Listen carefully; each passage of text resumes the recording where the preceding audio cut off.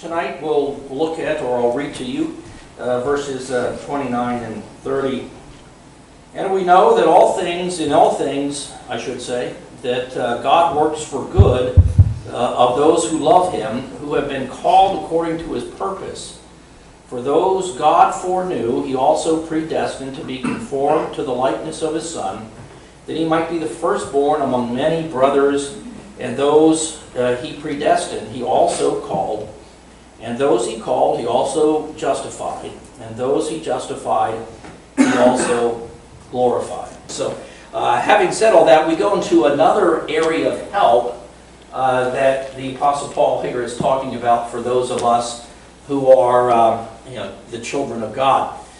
He says that in addition to the Spirit helping our infirmity in prayer, there's also some other things going on, and this has to do with the subject matter predestination, what it means about walking in some respects, if you understand this, with the confidence that we have in walking through life. It's not a confidence that everything is going to go right. It's a confidence that no matter what's going on, that in the end it's going to be for our good or to our good, and ultimately that it will end up resulting in us standing in victory with the Lord. So that seems like a pretty good end to all of this predestination talk for the most part. Okay, so the those is an important concept. Who are we talking about when we talk about those? Well, those that are loving God. Now it doesn't say that those who love God. That would be a simple construction with a verb that would be straightforward. It's in a participle, so what it's the those are the key point here, and the loving God is a description. Okay, it's a adjectival form, if you will, so that those, when we talk about the those in this particular passage, who are we talking about? Folks that are loving God. And why is that important? Well, it's not all that important, I guess, in a matter of speaking, but I think it does set up the next phrase of importance as a parallel. Now, Paul, of course, he called himself a Hebrew of Hebrews. He was a rabbi. He was trained under Gamaliel. So this guy was no mean scholar by any shake of the imagination, right? He was well trained. He was well established. He came from good stock, if you will, educationally. So he knew what he was doing, and I think that's an important thing sometimes to remember as you're reading Paul in the New Testament, is that a lot of the things that he does have roots in the Hebrew language, have roots in Old Testament types of usage of words and forms that things are communicated in. One of the areas that we've talked about before, when we've talked about things like the book of Psalms or Proverbs or other places like that, where you have those very clearly poetic forms in the Hebrew, the basic format of Hebrew poetry is parallelism. And what parallelism does is it takes phrases and it matches them, and it runs them side by side, if you will. So in Hebrew poetry, and this is, the New or the Old Testament's filled with this, you'll get a line that says something, you'll get a second line that says something either exactly the same or very similar to it, or exactly opposite of it, or something that is extending it. All those are various different kinds of forms of parallelism. And I say all that to say this: the Apostle Paul, being a Hebrew of Hebrews, being someone very, very much anchored in the Hebrew Bible, was somebody who this form would have been meaningful, would have been, in his mind, something that communicates biblical truth. And I think that's important in this particular passage, because it's clear, it seems to me, that that's what he was doing here. He was using the Hebraic form of parallelism to make a statement. Hopefully by the time we get done talking about this, you'll see why this is so. And if you understand this and see it this way, it helps you to understand, to interpret, or what he's actually trying to get across. So we know who the those are. The same in both of these phrases, the same, speaking to the same people. Why do we know that? Well, because in that entire section of about 2 sentences, right, there's one verb. And because there's only one verb, all of these things which are in the dative refer back to that. And so they are, in a matter of speaking, equal in the grammatic construction.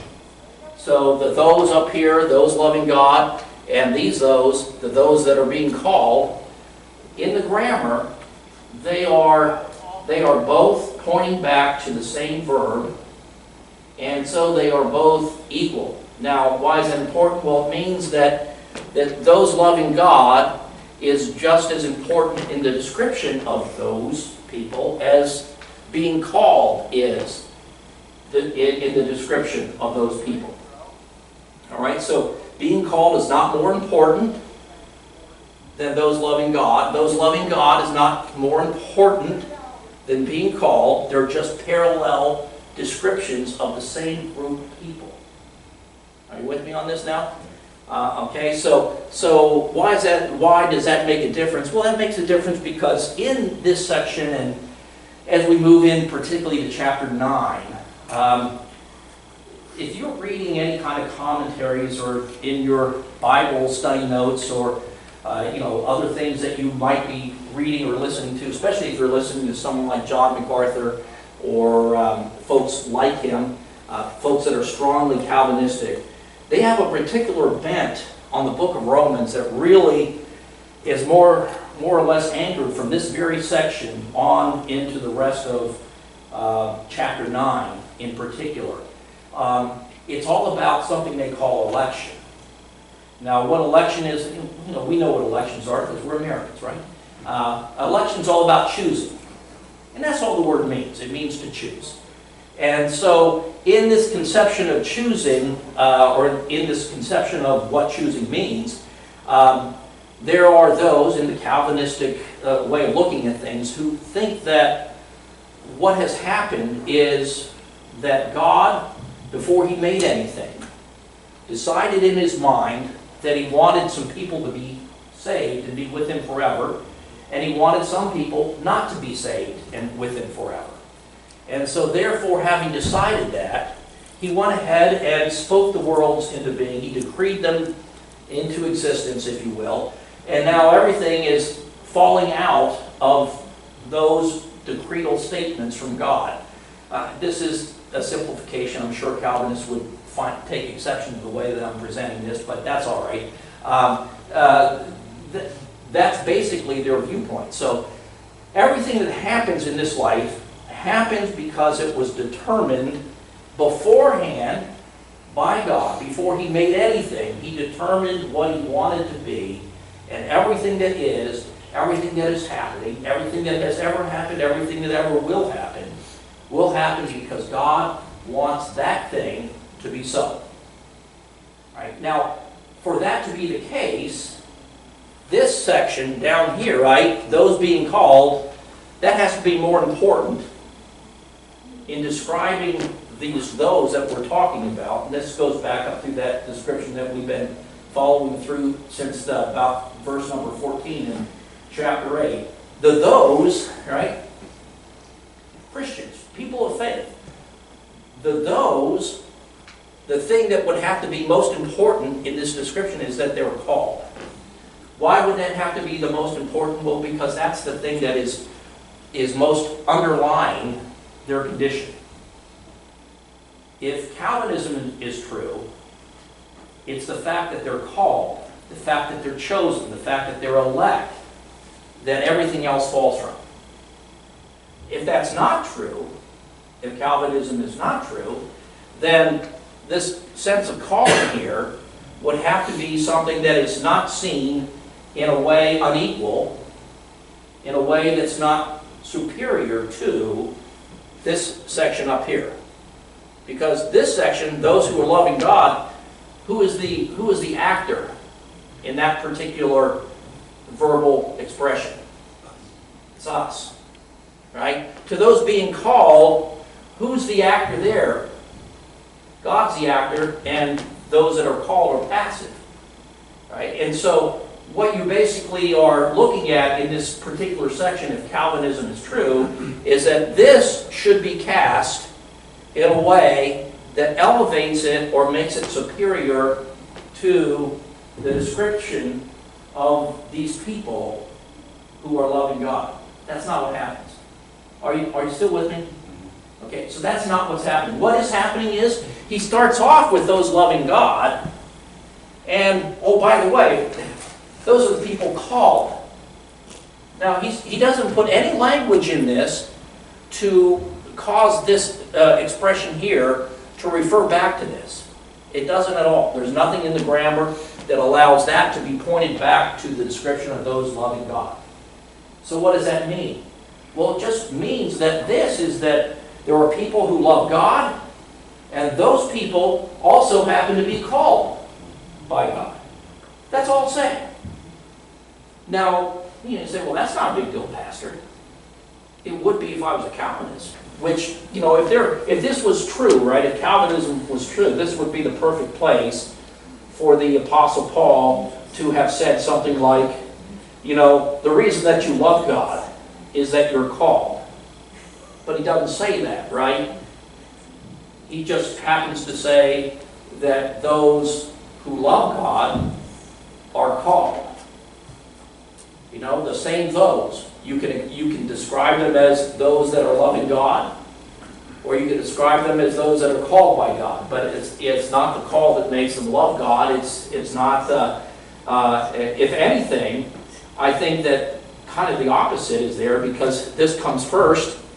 And in a matter of speaking, in Koine Greek, it doesn't matter what order you put things in.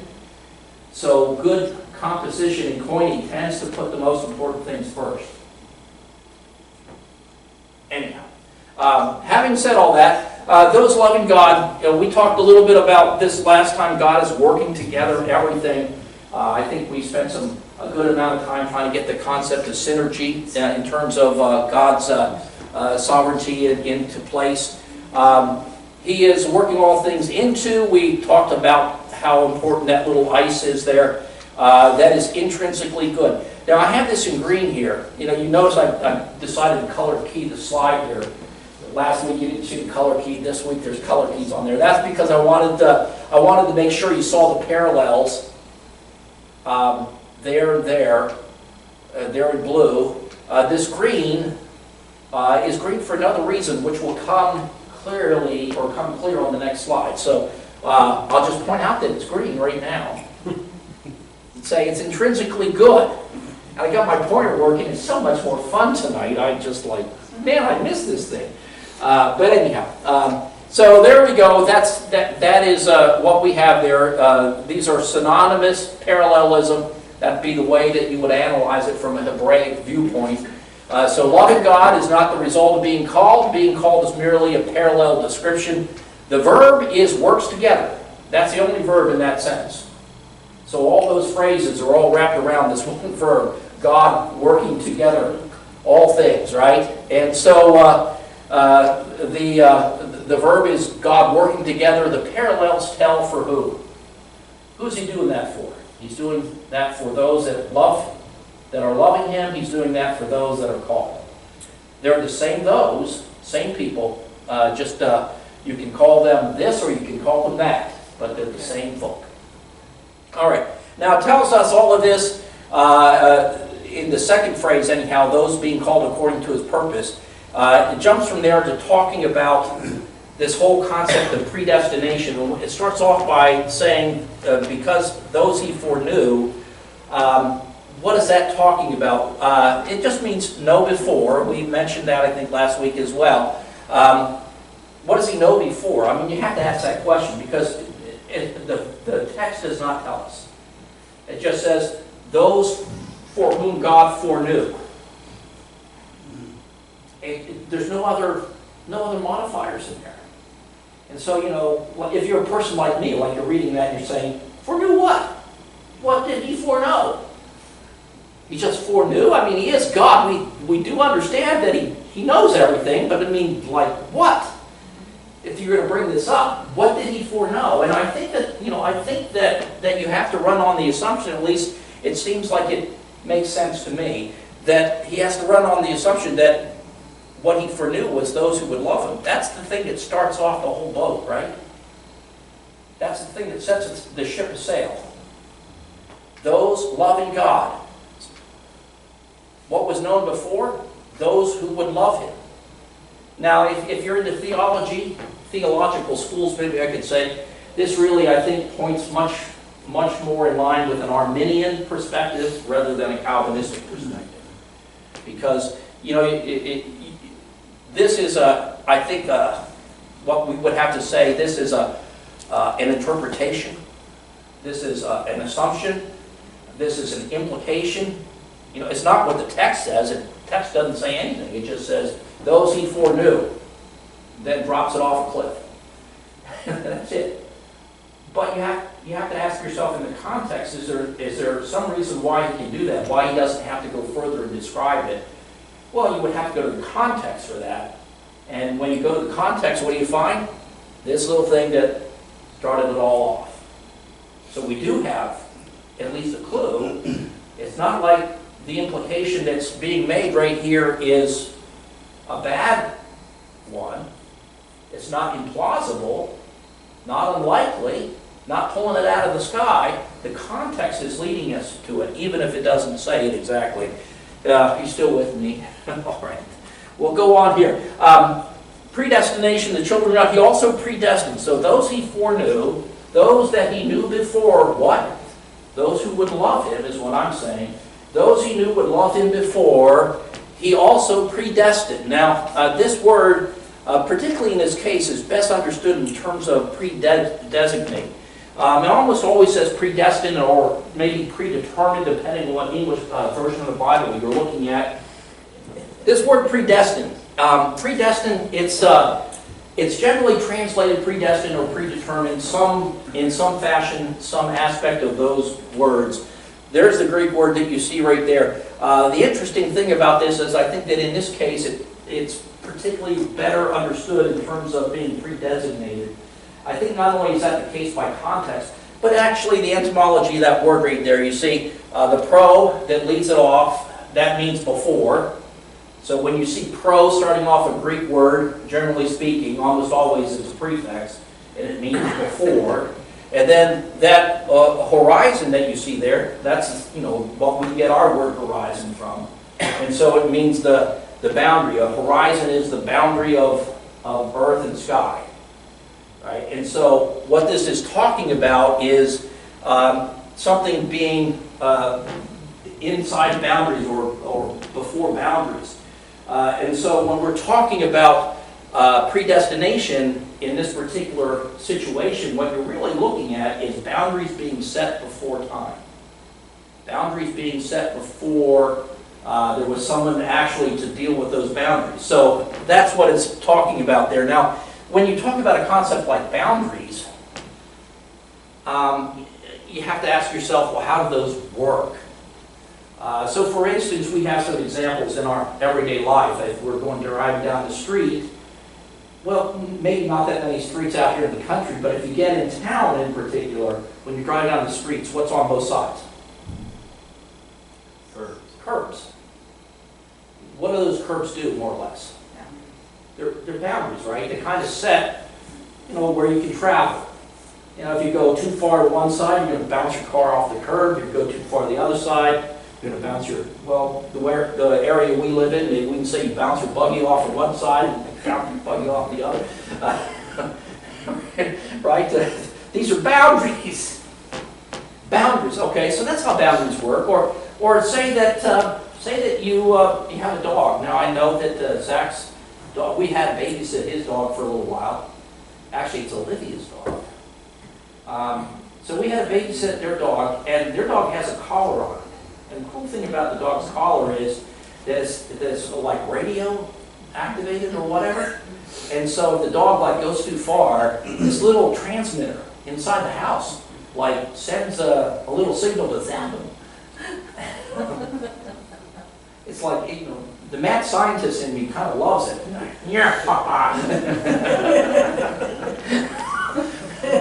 When you look at the concept of boundaries, what does it kind of lead you to see this as? Now, you don't want to sometimes take etymological studies too far, because it's how a word is used now that matters, not how it got to mean that necessarily matters to what you're talking about. But nonetheless, I think it is somewhat instructive in this particular case, because this word for predestined is not saying, it's not packed into the meaning of the word itself that you could somehow or another come up with a thought that God has mapped out your every second down to the smallest detail. Meticulous determinism. Is there any clue in the use of such a word as what we have here that would be in mind? My answer is no. My answer is not at all. That what this is really talking about is that God's in control, God's watching over things, and things probably have a little bit of flux. There's a little bit of give, in things that God's just kind of putting it all together and working it all together. And I'd like to say that God is shepherding history. This is the way I see it. When God is doing what He does, He doesn't need to be in charge of every single little thing that happens. He can put things in place and cause them to work a certain way. They do their thing, and in the overall picture of things, He just kind of makes sure that everything is working to the end that He needs it to. Now, why is that important? Well, because it says that this whole concept of determination that is meticulous is something that's not called for in the text. I mean, if you're going to come up with a doctrine, right, that says that God has determined every little movement of a subatomic particle, for instance, which I've heard Calvinists claim, you are basically, there's no doubt about it, even though it's attempted to be denied, there is no way around it, that you are saying God is responsible for everything that happens. When I say responsible, I mean not just because He's at the desk where the buck stops, but I mean that He's the one who planned it. He's the one who came up with that. When you think of all the wrong things that happen on planet Earth, what kind of conception do you have to have of God to think that He planned all of those things before time began, and in His mind says, oh yes, this is working everything toward the good. Let's do that. I don't think that's so. All the incredible agony and suffering and everything else that comes by the world. Now, we've already seen that God works everything towards the good, and that suffering is part of our connection to our identification with Christ. As He suffered, we also suffer, and it's part of the glory that we are going to. But at the same point in time, it's not that God has, before time began, before there was even a creation, came up with all this bad stuff that He wanted to happen in creation. And so He wrote the script for it. Which is where you get when you talk about predetermination in some viewpoints, right? Calvinism, for instance. That's where you go. Even Molinism, which is a theory that tries to get away from the worst problems of Calvinism, but doesn't quite embrace free will liberalism. It seems that way to me anyhow. Molinism is a favorite of William Lane Craig, various other famous Christian philosophers in our day and age. Folks that are as informed as much, it seems to me, by logic and philosophy as they are by the Bible. Well, for me, I'm going to start with the Bible. I don't know anything about God that He doesn't tell me. I can't know anything about God that He doesn't tell me. The human mind is not something, especially in our fallen condition, that's capable of apprehending God. The human soul is not, in its fallen condition, right, something that is capable of truly understanding, figuring out God. We know about God what He tells us about Himself. We can understand about God what He explains to us. And what He doesn't, we don't know. And it's just that simple, really. It doesn't go further than that. But in something like Molinism, where you have God sitting down before He makes everything, thinking about, and in the view of Molinism, God has a knowledge of everything that isn't counterfactuals is what they're called. Things that could have been, but aren't.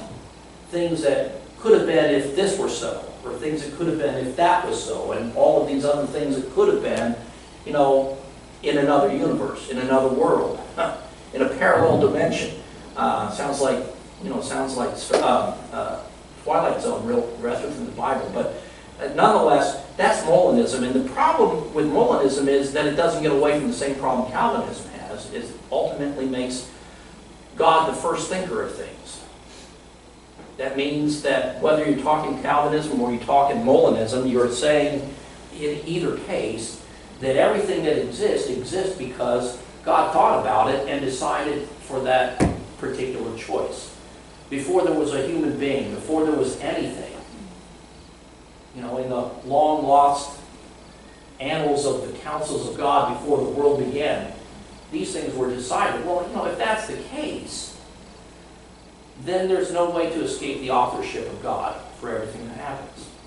If everything was decided in the councils of God before the world began, there is no way for him to avoid blame.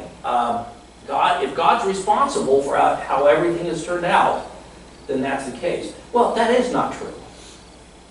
I pointed out a couple of weeks ago in one of the sermons I was preaching about Jeremiah 19:5. I love that passage of Scripture because I think that it just so undermines Calvinism, Molinism, anything that puts God as the author of all things.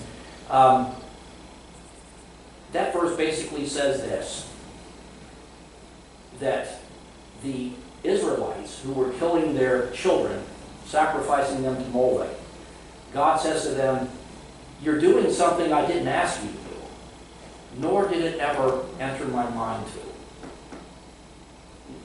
I had one Calvinist say, well, that doesn't mean that killing your children didn't enter God's mind. It's just that telling you to never entered his mind. And my response to that is, well, that sounds like election to me. That sounds like a decree. So whether you're talking about the law or you're talking about the action, it doesn't matter. You're still, when you have God decreeing that it happens, that's law. There's no way to escape Jeremiah 19:5 as not being destructive to determinism, not being destructive even to Molinism. It's destructive because in that passage of Scripture, God says things happen that he did not predetermine. Things happen amongst human beings that God did not put into motion, God did not decree it, God did not order it, God did not enact it in law. It never entered his mind. Right? When the human being thought it, God sees it.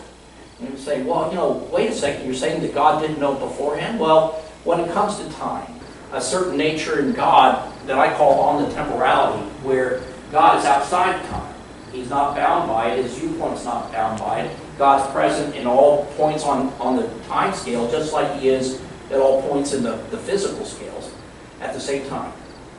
Everything is in the presence of God. That's omnipresence. All time is in the presence of God. That's omnitemporality. If you look at those things in the same way, I think you start coming up with a more biblically sensible approach to how God sees things, how God knows the future, and how God can predestine things, right? He sees them, and he shepherds what he needs to from his perspective outside of time and space, all things to the good that he wants at the end. Because God is outside of time, he's already seen it. I mean, that's the way that you see that, right? Is that if the universe is a block universe, as Einstein says that it is, right? If the universe is a block universe, it means that all of it, from the start of it to the end of it, is a thing that is existent, that is present. God is seeing it from his observation outside of it. All of it at once. The reason he knows all that's going to happen is that he's already seen it. Right? It's already been seen. It's already moving toward this end that he has planned. And so he's just shepherding. He's just reaching in his hands, this time or that time, this space or that space, this place or that place, this person or that point. Just doing what he needs to along the line to make sure it all comes to that end. Now, is that a biblical description of God? I think that it is. And I think that it's a biblical description of God that doesn't insult his character, that doesn't make him the author of sin, that doesn't make him so inscrutable in his passions that honestly none of us would know how to relate to him. I mean, my goodness gracious, if you can envision God meticulously determining all the things that are happening in this world, in all of history, and somehow or another saying that, he's in charge, so it's his choice, how would you relate to that God? I mean, I had a father who had an anger issue. I didn't want to be around him. I didn't know what he would do. There was no rhyme or reason. And can you see why I'm saying that if you have the wrong view of God, it's going to affect your ability to relate to him? Because, I mean, if your sense of God ends up seeing him in a way that even if you try to chase it from your thoughts, there it is going to be in the back of your mind that God is capricious. He does things that just absolutely don't make sense and all of this kind of stuff. And I think, no, that's not the way God is. That's why Abraham was able to fight with God about Sodom and Gomorrah. Right? He says, hey, wait a second here. Before you go off and destroy the place, let me just ask you a few questions. Right? If there's 50 righteous people, are you going to destroy that place for the want of 50 people? Yeah, I won't destroy it for that. How about, and he whittles it down, what's going on there? Well, it's somebody who's saying, I'm basically looking, he actually was looking into the face of God there. So it's somebody looking into the face of God and saying, you're not capricious. I'm looking at you and I know that's not the way you are. You're not some crazy person I can't trust my life with. Right? That's not the way God is. So, is this an important subject matter? It is. We're spending time on it because I think this is probably one of the better places to deal with it from a biblical standpoint that really puts things in the proper light. If I could, I've said this before, I'll say it again, if I could, I would do my best to try to talk every single Calvinist out of being a Calvinist. Because I think that it is that detrimental to knowing God as he is. And man, that is I don't know of a thing that's better than that. Knowing God, that's eternal life. That's life. So knowing God as he is, I don't think there's anything sweeter than that.